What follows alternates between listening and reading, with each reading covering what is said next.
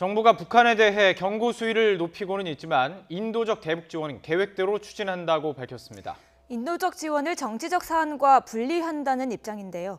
하지만 북한은 도발을 계속하고 있습니다. 김지선 기자가 보도합니다. 6차 핵실험에 따른 대북 제재 이틀 만에 인도적 대북 지원 계획이 발표되자 오락가락 정책이라는 논란이 일었지만 정부는 확고했습니다. 북한의 영아 사망률은 남한의 7배, 임산부 사망은 8배나 높아 문재인 정부 출범 이후 북한 취약계층을 이대로 방치할 수 없다는 공감대가 있었다는 겁니다. 인간 존중의 보편적 가치와 국제 규범은 한반도 전역에서 구현되어야 합니다. 북한 주민들에게 실제 도움이 되는 방향으로 인도적인 협력을 확대하겠습니다. 대북 지원 계획 발표 직후 북한이 다시 탄도미사일 도발을 감행했지만 정부는 이번에도 원칙을 바꾸지 않았습니다.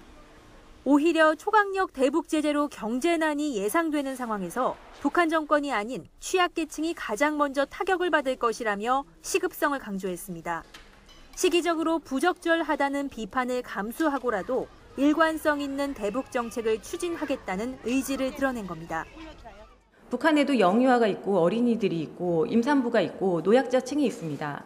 북한 주민이 처해 있는 열악한 인도적 상황을 고려하여서 인도적 지원은 정치 군사적 상황과 분리하여 지속 추진한다는 정부의 입장에는 변함이 없습니다. 도발과 제재 압박이 반복되는 분위기 속에서 북한의 화해의 메시지를 전해 정면 돌파를 시도했다는 해석도 나옵니다.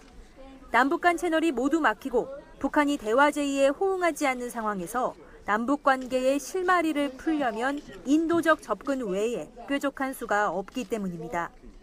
하지만 북한이 민간 교류를 통한 지원도 거부하고 도발 수위를 계속 높여가는 상황에서 우리 정부의 이런 노력이 빛을 보기는 당분간 어려워 보입니다. YTN 김지선입니다.